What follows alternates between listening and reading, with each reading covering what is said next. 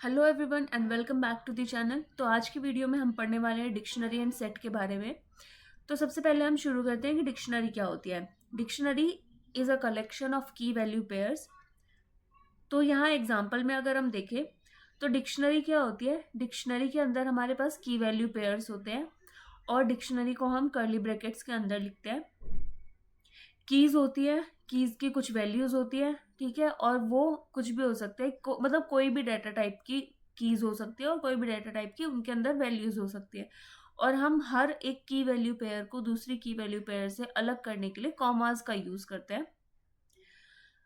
अब और अगर हम इसके बारे में थोड़ा सा डिटेल में पढ़े, लाइक जैसे मैंने यहाँ पे कुछ बुलेट पॉइंट्स दिए हुए हैं, तो जो हमारी डिक्शनरी है उसमें ऑर्डर नहीं होता, ठीक है, वो अनऑर्डर्ड होती है। डिक्शनरी में इंडेक्स नहीं होती, इंडेक्सिंग नहीं होती है। जैसे हम नॉर्मली लिस्ट में करते हैं, स्ट्रिंग में करते हैं, ठीक है, या फिर टपल में करते हैं कि इंडेक्सिंग वाला सिस्टम चलता है उनमें, बट इसमें हमें इंडेक्सिंग की नीड नहीं पड़ती है। हमें कोई भी एलिमेंट की को एक्सेस करने के लिए हमें उसकी जो इंडेक्सिंग होती है वो करने की नीड नहीं है। तो बेसिकली डिक्शनरी में इंडेक्सिंग नहीं होती, डिक्शनरी में ऑर्डर नहीं होता कोई भी, विच मीन्स नेम ऊपर हो सकता है, नीचे हो सकता है, उसका कोई पर्टिकुलर ऑर्डर नहीं होता। नेक्स्ट थिंग इज कि डिक्शनरी जो है वो म्यूटेबल होती है। म्यूटेबल का मतलब क्या है कि उसमें हम जब भी कोई मेथड लगाएंगे, डिक्शनरी में कोई भी डिक्शनरी का मेथड यूज करेंगे तो हमारी ओरिजिनल डिक्शनरी के अंदर ही चेंज होगा, कोई नई डिक्शनरी क्रिएट नहीं होगी। जैसे कि स्ट्रिंग में होता है कि हमारी एक नई स्ट्रिंग जनरेट हो जाती है जिसके ऊपर मेथड अप्लाई होता है, बट ओरिजिनल स्ट्रिंग ऐसी की ऐसी ही रहती है। लेकिन डिक्शनरी में ऐसा कुछ नहीं होता है। डिक्शनरी में ओरिजिनल डिक्शनरी के ऊपर ही हमारे जो भी सारे मेथड्स होते हैं वो अप्लाई होते हैं और ओरिजिनल डिक्शनरी में ही चेंज होते हैं। यहाँ पे इसमें कोई भी डुप्लीकेट वैल्यूज नहीं आती। अब यहाँ पे हम एक एग्जांपल लिख के देखते हैं। a इक्वल्स टू, हमने कर्ली ब्रैकेट्स के अंदर हम अपने की वैल्यूज पेयर लिखेंगे। सबसे पहले हमने लिखा नेम, नेम के अंदर हमने लिखा गौरी, देन हमने लगाया कॉमा। हम अपना नेक्स्ट की वैल्यू पेयर लिखेंगे सपोज मार्क्स, देन हम मार्क्स के अंदर लिखेंगे सपोज 99। हमने यहाँ पे कॉमा लगा दिया। हम यहाँ पे नेक्स्ट सपोज लिखना चाहते हैं एज, कॉलन्स, एज हमने लिख दी मान लो 21। तो ये हमारी एक डिक्शनरी हमने क्रिएट की हुई है।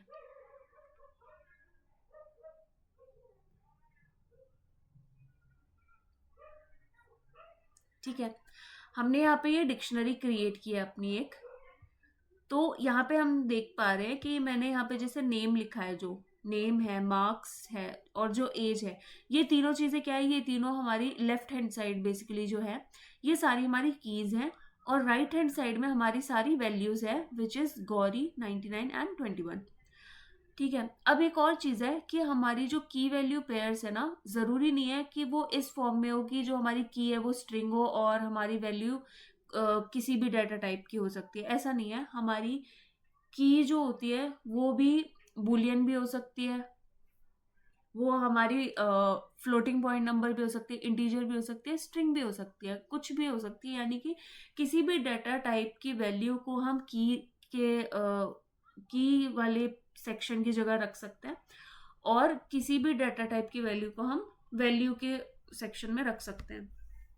जैसे यहाँ पे मैंने वैल्यू 99 लिखी, मैं की को भी 99 लिख सकती थी। की 99 लिख के मैं मार्क्स को वैल्यू बना देती, तब भी कोई एरर हमारे पास नहीं आने वाला था। अगर मैं यहाँ पे ऐसा करके देखूं,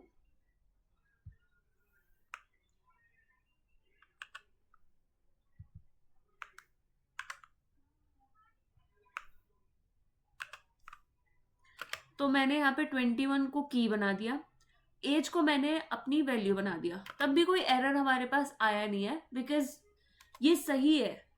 क्योंकि हमारी जो कीज हैं वो भी किसी भी डाटा टाइप की हो सकती है और वैल्यूज भी किसी भी डाटा टाइप की हो सकती है, तो उसमें कोई एरर नहीं क्रिएट होगा। ये एक बेसिक नॉलेज के लिए मैंने बता दिया, मतलब ऐसा हो सकता है, ठीक है। अब हम आगे बढ़ते हैं थोड़ा सा अपने डिक्शनरी के मेथड्स की तरफ।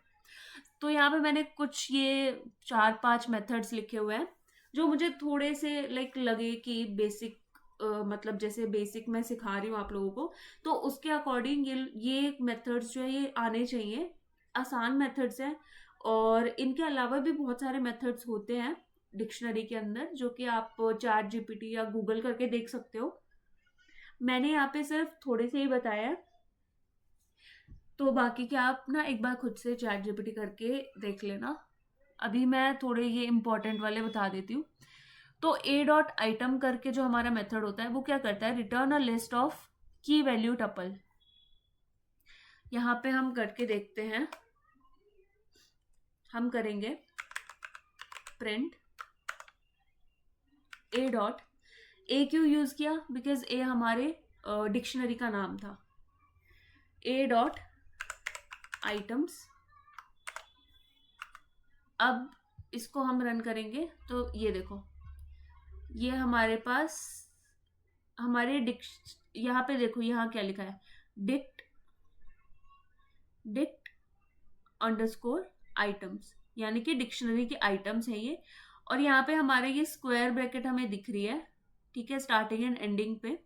ये इसका मतलब क्या है, ये क्या इंडिकेट करे कि ये एक लिस्ट है। लिस्ट के अंदर हमारे पास name Gauri, name comma Gauri करके जो लिखा हुआ है ये हमारा नॉर्मल ब्रैकेट्स के अंदर लिखा हुआ है, ठीक है। फिर कॉमा से सेपरेट किया हुआ है हमारे नेक्स्ट की वैल्यू पेयर्स को। अगर हम ध्यान से मैच करें तो इसके अंदर हमारी की है मार्क्स और वैल्यू उसकी जो की जो मार्क्स की हमने वैल्यू जो लिखी हुई थी 99 वो यहाँ पे लिखी हुई है। फिर अगेन कॉमा से सेपरेट करके नया हमने एक ब्रैकेट क्रिएट की और उसके अंदर हमने 21 और एज लिखी है जो हमारी की वैल्यू थी थर्ड वाली।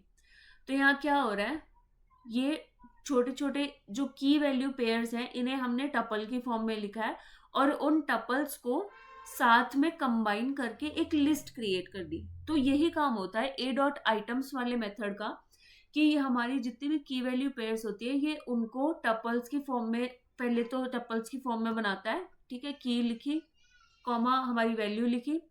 तो टपल्स कैसे होते हैं, टपल्स नॉर्मल जो राउंड ब्रैकेट्स होते हैं उनके अंदर टपल्स लिखे जाते हैं। तो टपल के अंदर हमारी की और उसकी वैल्यू लिखी जाएगी और हर एक की वैल्यू पेयर के लिए अलग अलग टपल बनेगा। तो यहाँ पे 3 टपल्स हमारे पास बन गए, ये रहे 1, 2 और 3।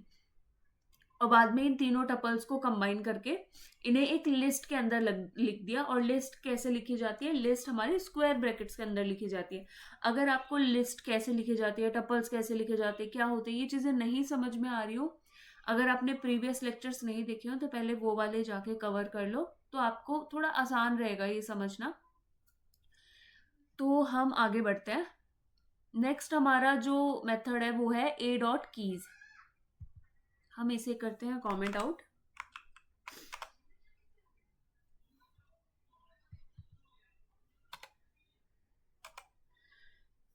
तो नेक्स्ट करते हैं print a dot keys. A dot keys करने से क्या होता है, हमारी जो डिक्शनरी की कीज है ना, डिक्शनरी में जितनी भी कीज आ रही है वो सारी के सारी प्रिंट हो जाती है। अब इस डिक्शनरी में हमारे पास 3 ही कीज है, which are name, marks and 21। तो हम जब इस कोड को रन करेंगे तो हमारे पास एक लिस्ट बन गई जिसके अंदर हमारी जो भी कीज थी वो सारी की सारी कीज आ गई। इसको कर देते हैं नाउ कमेंट आउट और बढ़ते हैं अपने नेक्स्ट मेथड की तरफ। Next method is update method, ठीक है। तो अपडेट मेथड का यूज हम किस लिए करते हैं, अपडेट मेथड हमें मतलब हमें जब भी जैसे हमारे पास कोई की वैल्यू पेयर है, ठीक है, जो एग्जिस्टिंग की वैल्यू पेयर है उसको अपडेट करना हो, ठीक है, तो हम उसको अपडेट कर सकते हैं। या फिर जैसे कि हमारे पास ये नेम, मार्क्स और 21 ये तीनों एग्जिस्टिंग की वैल्यू पेयर्स हैं, तो या तो हम ऐसा कर सकते हैं कि हम इनमें ही कुछ अपडेशन कर सकते हैं। लाइक मुझे मार्क्स में अपडेशन करना है कि मार्क्स की जो वैल्यू है ना उसे मुझे चेंज करना है, या फिर मुझे ऐसा करना है कि अपडेट करके मुझे एक नई की वैल्यू पेयर को यहाँ पे ऐड कराना है अपनी डिक्शनरी में। तो हम दोनों ही चीजें इसमें कर सकते हैं। तो हम इसे करके देखते हैं एक बारी। प्रिंट ए डॉट अपडेट, और इसके अंदर हम क्या लिखते हैं, हम अपना कर्ली ब्रैकेट्स लगाएंगे बिकॉज डिक्शनरी के अंदर हम अपना ये की वैल्यू पेयर को अपडेट करना चाहते हैं ना, तो इसलिए यहाँ पे फिर हम सपोज हमें चेंज करने हैं मार्क्स, तो हम करेंगे मार्क्स। ठीक है, मार्क्स की हमें वैल्यू यहाँ पे लिखनी है सपोज 98। अब हमने क्या किया, बेसिकली हमने ए डॉट अपडेट करके हमारा अपडेट मेथड लगाया अपनी डिक्शनरी के ऊपर। मार्क्स जो हमारी एग्जिस्टिंग की थी डिक्शनरी के अंदर, उसकी वैल्यू हमने 99 से 98 कर दी। सपोज कोई टीचर है जिसने 99 मार्क्स दिए हैं, ठीक है, बाद में उसको थोड़ा आप गए बढ़वाने के लिए, सर बढ़ा दो नंबर या मैम नंबर बढ़ा दो, और उन्होंने बढ़ाने के बजाय आपके नंबर ही काट लिए, तो वही हुआ यहाँ पे 99 से 100 कराने गए थे, 98 करा के आ गए। इसको ना प्रिंट स्टेटमेंट से बाहर लिख लेते हैं।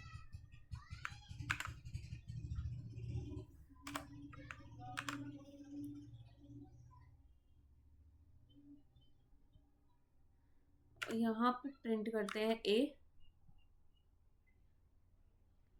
तो देखो यहाँ पे मैंने अपडेट किया, तो यहाँ पे मेरे मार्क्स की वैल्यू अपडेट हो गई। अब अगर मैं यहाँ पे सपोज मुझे क्या ऐड करूं, सिटी ऐड करते हैं। सिटी ऐड करी, यहाँ पे सिटी की वैल्यू मैंने लिखी सपोज गुरुग्राम। तो यहाँ पे मेरे पास ये जो हमारी डिक्शनरी थी अपडेट हो गई, और इसके अंदर एक सिटी और गुरुग्राम का जो की वैल्यू पेयर है वो ऐड हो गया। Next method is dot get method. तो डॉट गेट मेथड क्यों यूज होता है, ये हमारी जो स्पेसिफिक की है उसकी वैल्यू को रिटर्न करता है। अब जैसे हमारे पास ये कीज वाला था, कीज वाला मेथड क्या करता है कि सारी कीज को रिटर्न कर देता है, बट अगर हमें चाहिए कि हमें पर्टिकुलर किसी वैल्यू की को ही रिटर्न करना है, तो उसके लिए ये जो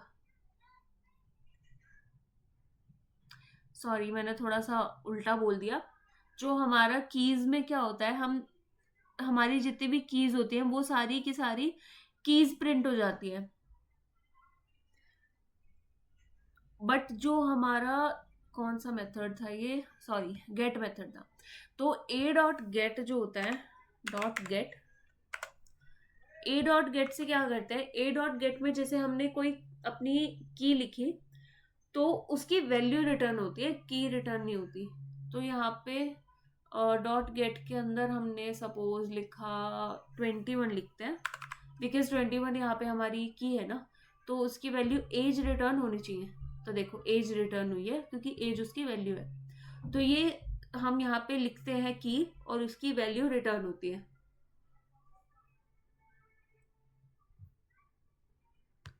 इसको करते हैं अब कमेंट आउट। नेक्स्ट हमारे पास मेथड है लेन मेथड, जो कि हर एक दूसरे स्ट्रिंग में भी हमने देखा, ठीक है, टपल में भी देखा, लिस्ट में भी देखा, सब में ही आता है, बिकॉज ये बेसिक सा है कि लेंथ फाइंड करने के लिए यूज होता है। तो हम इसको करेंगे प्रिंट ए डॉट लेन,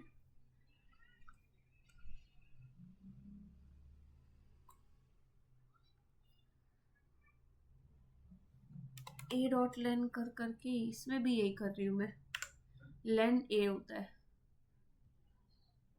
तो यहाँ पे हमारे पास जो हमारी डिक्शनरी है उसके अंदर 3 की वैल्यू पेयर्स है, तो उसकी लेंथ 3 हो गई।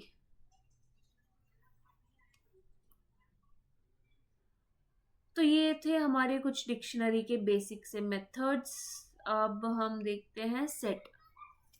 तो चलो, सेट क्या होता है, set is a collection of non repetitive elements. ठीक है, तो सेट के अंदर हमारे कोई भी रिपीटेटिव एलिमेंट्स नहीं होते हैं। इससे पहले मैं आगे बढ़ूं, एक और चीज मैं आप लोगों को बताती हूँ। यहाँ पे कहाँ गया, हमारी डिक्शनरी में जब हमने गेट कहाँ यूज किया था, ये रहा, इसको करते हैं कमेंट आउट और गेट वाला दोबारा लिख लेते हैं। चलो, प्रिंट ए डॉट गेट। तो जब हम ये गेट वाला मेथड यूज करते हैं, इसके अंदर हम नॉर्मल राउंड ब्रैकेट्स लगाते हैं, ठीक है। हम इसके अंदर सपोज अपने मार्क्स को करते हैं प्रिंट। हमने यहाँ पे मार्क्स को अगर हम करेंगे प्रिंट, रन करेंगे कोड, 99 आ जाएगा, क्योंकि अभी हमने ये अपडेट वगैरह वाला सब कमेंट आउट किया हुआ है। सेम अगर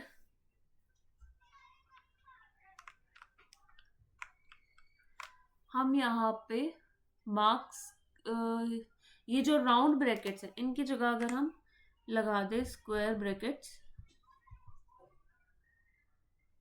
इसको किया कट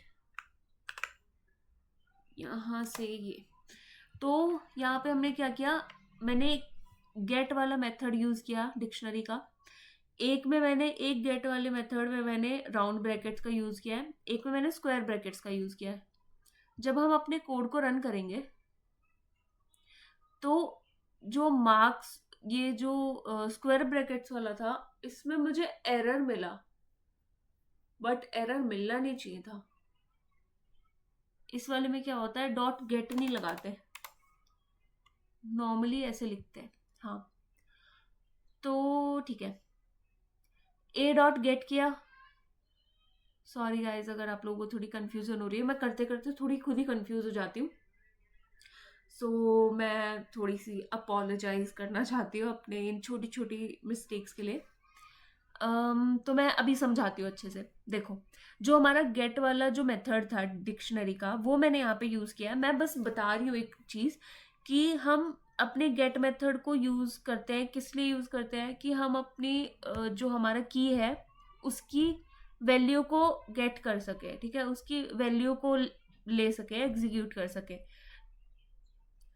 तो ए हमारा डिक्शनरी का नाम था, ए डॉट गेट मार्क्स किया हमने राउंड ब्रैकेट का यूज करके। तो हमने क्या किया, बेसिकली कॉल किया अपने मार्क्स वाले की को, एंड हमने चाहा कि वो प्रिंट करे अपनी वैल्यू को, ठीक है। हमने उसकी वैल्यू प्रिंट कराई बेसिकली, कि हमारी जो की नाम मार्क्स नाम की थी, उसकी वैल्यू को हम प्रिंट करवाना चाहते हैं, गेट करना चाहते हैं।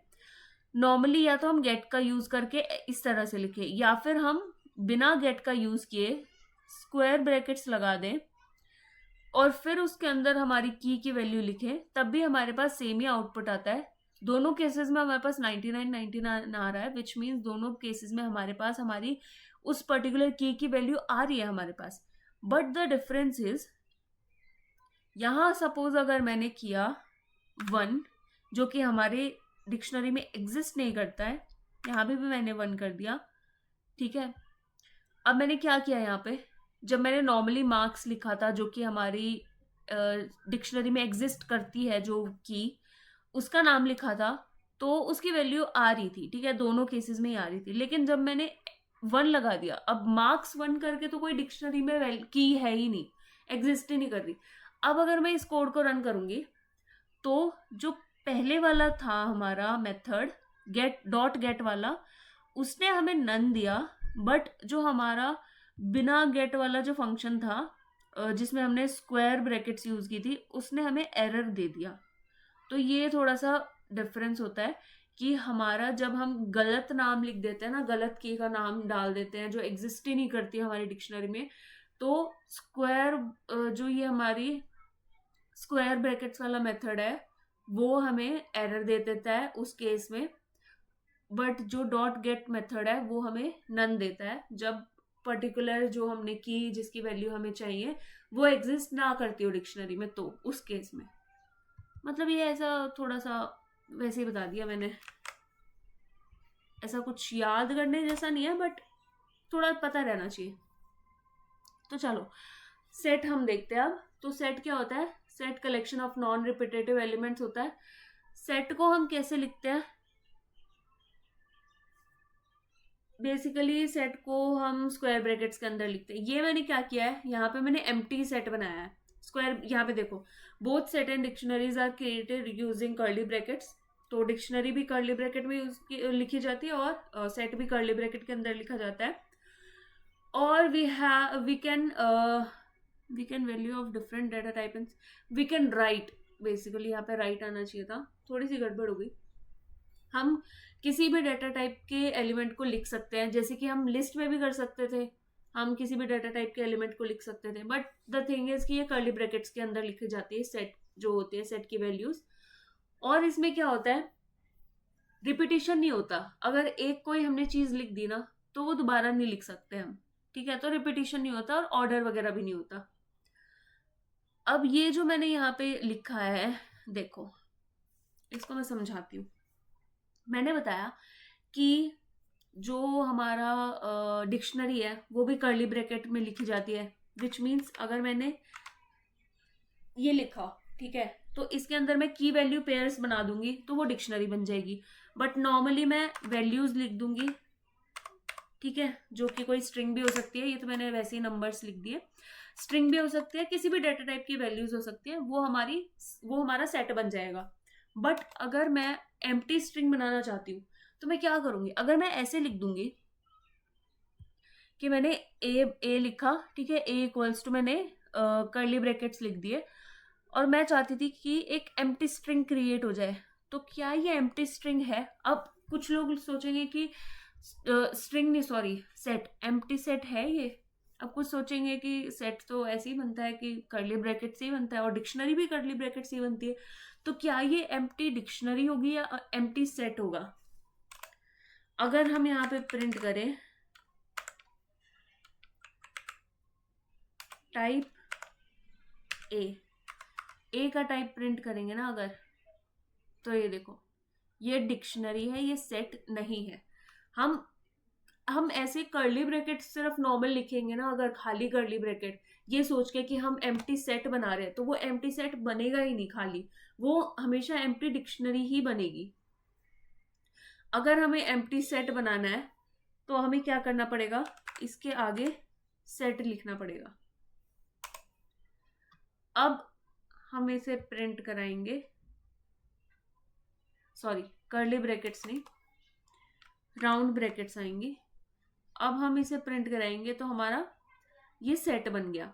तो बेसिक डिफरेंस क्या था, बेसिक डिफरेंस वॉज, मैं एक और बार यहाँ पे लिख देती हूँ, या चलो यही इसके ऊपर ही लिख देती हूँ, ए नहीं बी इक्वल्स टू ये था। तो देखो इसमें मेन डिफरेंस क्या है कि जो बी है ना वो खाली कर्ली ब्रैकेट्स है, तो ये हमारा क्या है, एम्प्टी डिक्शनरी।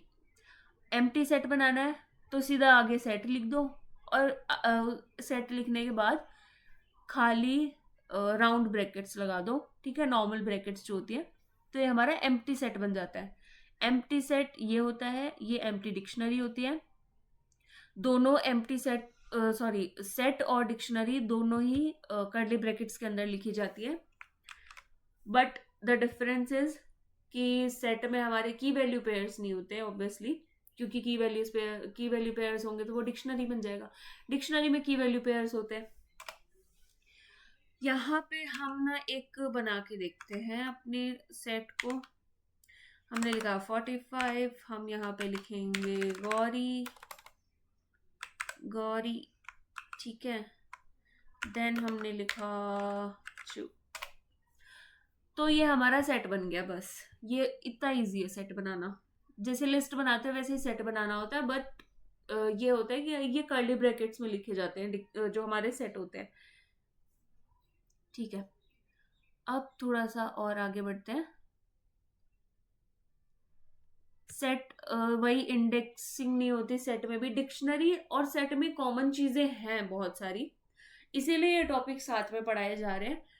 तो दोनों में कॉमन क्या था कि दोनों ही कर्ली ब्रैकेट्स के अंदर लिखे जाते हैं, दोनों ही अनऑर्डर्ड होते हैं, इनमें कोई ऑर्डर फॉलो नहीं होता, दोनों के अंदर ही इंडेक्सिंग यूज नहीं होती, ठीक है। डुप्लीकेट वैल्यूज दोनों के अंदर ही हम नहीं रख सकते। There is no way to change item in set, हम अपने जो सेट होते हैं उसके आइटम्स को चेंज नहीं कर सकते। हम ऐसे भी कह सकते हैं कि हमारे ये जो एलिमेंट होते हैं ना सेट के अंदर, हम इन्हें इंडेक्सिंग से एक्सेस नहीं कर सकते। यहाँ पे हमने ये सारे पॉइंट्स कवर कर लिए ना। Okay, different type of different data types की वैल्यूज होती है, ठीक है। चलो, ये हो गया सारा। नेक्स्ट हम ऑपरेशंस पे बढ़ते हैं। तो सेट के ऑपरेशंस क्या होते हैं? सपोज हमने यहाँ पे ये नॉर्मल एग्जांपल लिखा है, तो ये कुछ नॉर्मल से मैंने मेथड्स लिखे हुए हैं सेट के, तो ये यूज करते हैं वन बाय वन। इसको करते हैं कमेंट आउट। हम अपने ए नाम से सेट बनाएंगे, ठीक है। हमने लिखा 1 2 3 4, कुछ भी वैल्यूज हो सकते हैं, डाटा टाइप कोई भी हो सकता है, बट मैं अभी के लिए ये न्यूमेरिकल वाली वैल्यूज लिख रही हूँ बिकॉज थोड़ा सा आसान रहेगा, क्योंकि यूनियन, इंटरसेक्शन और ऐसे वाले मेथड्स भी हैं, तो थोड़ा इजी रहेगा। तो हमने 1 2 3 करके 1 2 3 4 करके हमने ये बनाया है, अपना एक सेट बना दिया। अब सबसे पहला हमारे पास मेथड है लेन मेथड, जो कि हर एक उसमें ही होता है। बेसिकली क्या होता है कि लेन मेथड से हम अपने सेट की लेंथ फाइंड आउट करेंगे। लेन ए, कोड को रन किया और हमारे पास 4 आ गया, जो कि 4 ही है उसकी लेंथ। नाउ कमेंट आउट नहीं कर रहे, इसको हटा ही दिया। अब नेक्स्ट मेथड क्या है? Dot remove method. तो डॉट रिमूव मेथड किस लिए यूज होता है? डॉट रिमूव मेथड यूज होता है to remove a particular element from set. क्योंकि देखो, हम लिस्ट में अपनी जो भी किसी एलिमेंट को हम जब भी रिमूव करते थे तो इंडेक्सिंग से करते थे रिमूव, क्योंकि उसमें इंडेक्सिंग होती है। बट जो हमारे सेट है और डिक्शनरी है, इसमें इंडेक्सिंग नहीं होती और इसमें ऑर्डर वाला भी नहीं होता, अनऑर्डर्ड होते हैं दोनों। इसमें हमारे कोई इनका जो ऑर्डर मैटर नहीं करता और इंडेक्सिंग भी नहीं होती। तो हम क्या करते हैं, डायरेक्ट अपनी जो वैल्यूज है वो लिखते हैं और उन्हें रिमूव कर देते हैं डायरेक्ट। ए डॉट रिमूव, ठीक है। ए डॉट रिमूव, इसके अंदर हमने लिखा 3, हमें 3 रिमूव कराना है। इसको प्रिंट स्टेटमेंट से बाहर लिख लेते हैं।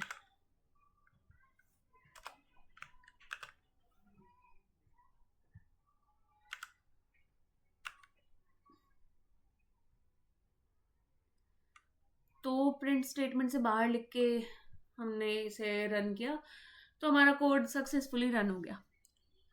तो जो हमने थर्ड वाला हमारा एलिमेंट था वो हमने रिमूव कर दिया। अगर हम यहाँ पे लिखते 5 तो हमारे पास एरर आता, बिकॉज 5 एग्जिस्ट ही नहीं करता हमारे सेट के अंदर। हम सिर्फ उन्हीं एलिमेंट्स को रिमूव कर सकते हैं जो ऑलरेडी एग्जिस्ट करते हो। Next method is pop method. It will remove a random element from set. तो एक रैंडम एलिमेंट को सेट से रिमूव कर देता है, तो हम यूज करेंगे पॉप मेथड।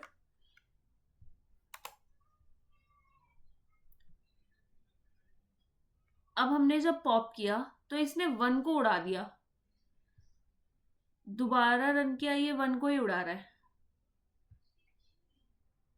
एक रैंडम एलिमेंट उड़ाना था, इसने 1 को उड़ा दिया। यहाँ पे हम लिखते हैं 5। अब रन कराते हैं तो इसने 2 को उड़ा दिया। ऐसे कोई भी रैंडम एलिमेंट को उड़ा देता है पॉप मेथड, बस यही होता है, मतलब रिमूव कर देता है। डॉट क्लीन मेथड होता है एम्प्टीज द सेट। क्लीन का मतलब तो हमें वैसे भी पता है, साफ सफाई। तो ये पूरे हमारे सेट को ही साफ कर देता है। हम यहाँ पे क्लीन मेथड को यूज करते हैं। डॉट क्लीन, हमने क्लीन किया,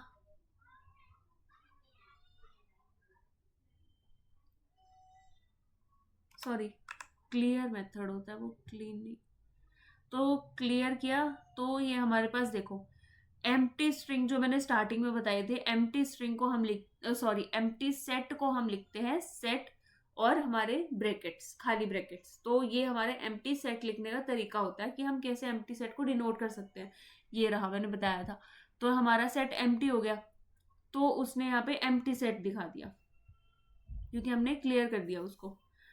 now next one is union. Union का होता है it will return a new set which will be the union of two sets and A. तो हमने यहाँ पे क्या किया हुआ है, इसको करते हैं कॉमेंट आउट। यहाँ पे मैंने बना लिया ए नाम का एक सेट जिसमें मैंने वैल्यूज रखी 1 2 एंड 3। फिर मैंने एक सेट बनाया बी, उसके अंदर मैंने वैल्यूज रखी 4 5 एंड 6। नाउ मुझे यूनियन करना है इन दोनों का। तो मैं कैसे करूंगी, मैं करूंगी प्रिंट ए डॉट यूनियन और इसके अंदर मेरा आएगा बी। जब मैंने कोड रन किया तो हमारा ए और बी जो दोनों सेट थे वो दोनों यूनियन हो गए। हमने, अब आप कॉलेज स्टूडेंट हो अगर तो आपने ऑब्वियसली यूनियन इंटरसेक्शन पढ़ा ही होगा। स्कूल स्टूडेंट्स ने भी 11th-12th के स्टूडेंट्स को पता ही होगा यूनियन एंड इंटरसेक्शन क्या होता है। यूनियन कॉम्बिनेशन होता है सारे के सारे जो टर्म्स होते हैं उनका नंबर्स में जब हम बात करते हैं, एंड इंटरसेक्शन में हम कॉमन पार्ट को लेते हैं। तो यूनियन हमने किया तो ये सारे के सारे हमारे जो दोनों जो हमारे सेट थे वो उनका यूनियन हो गया और नया सेट बन गया जिसके अंदर सारी जो दोनों सेट हैं उनकी वैल्यू कंबाइन होकर लिखी हुई है। अब अगर यहाँ पे एक चीज होती, यहाँ पे अगर होता 4, अब मैं यहाँ पे रन करूंगी तो क्या आना चाहिए आप लोगों के अकॉर्डिंग। मैंने जैसे बताया था जब मैं इसके कुछ रूल्स पढ़ रही थी, यहाँ पे जब हम इसके बारे में पढ़ रहे थे तो वहां पे लिखा था कि इसमें ऑर्डर नहीं होता, ठीक है, अनऑर्डर्ड होता है, इंडेक्सिंग नहीं होती। प्लस एक और चीज जो जो सेट और डिक्शनरी में सेम थी वो थी डुप्लीकेसी, कि डुप्लीकेट वैल्यूज नहीं आ सकती है। अगर हमने यहाँ पे डुप्लीकेट वैल्यूज हैं हमारे दो सेट के अंदर तो वो ऑटोमेटिकली एक हो जाएंगे, मतलब उनमें से एक ही वैल्यू आएगी, दूसरी वैल्यू नहीं आएगी। जब हम इसको रन करेंगे तो 4 जो है वो सिर्फ एक ही बार ही आया, 2 बार नहीं आया। अगर हमारा 4 एक सेकेंड, यहाँ पे 4 है, ठीक है,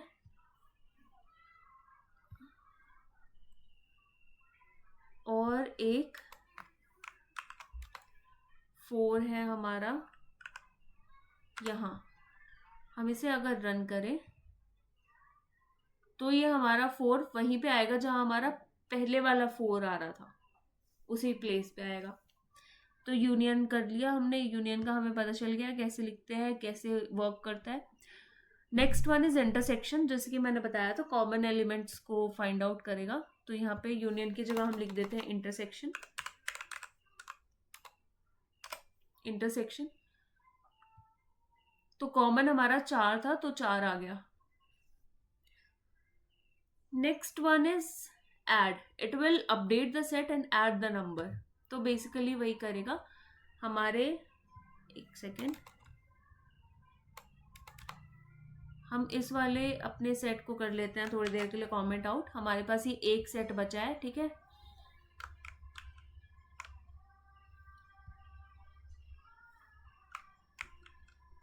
हाँ।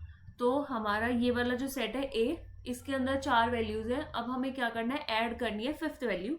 तो हम करेंगे ए डॉट एड और इसके अंदर हम लिखेंगे, सपोज हमने लिख दिया 7, देन हम जब रन करेंगे कोड, हाँ, इसको बाहर लिखते हैं,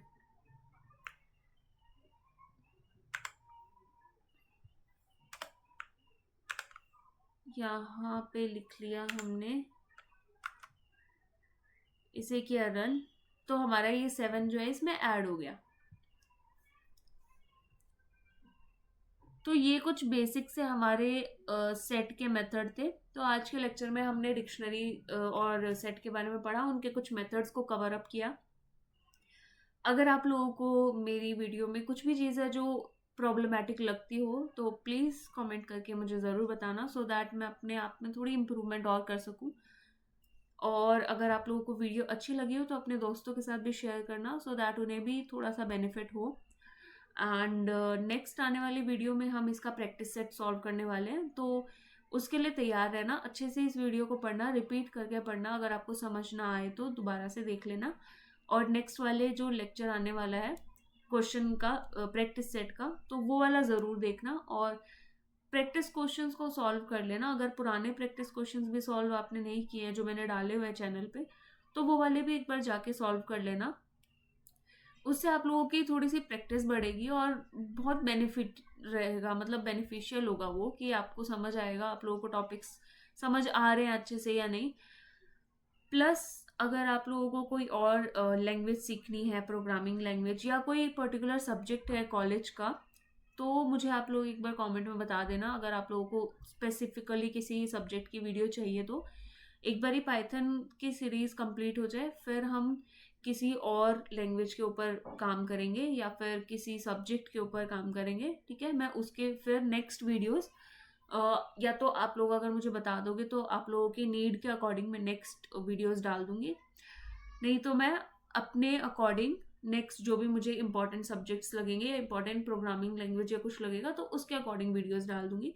so stay updated and stay connected और अच्छे से पढ़ना। और अगर आप लोगों को कुछ भी प्रॉब्लम आ रही हो तो ज़रूर बताना। Thank you for watching.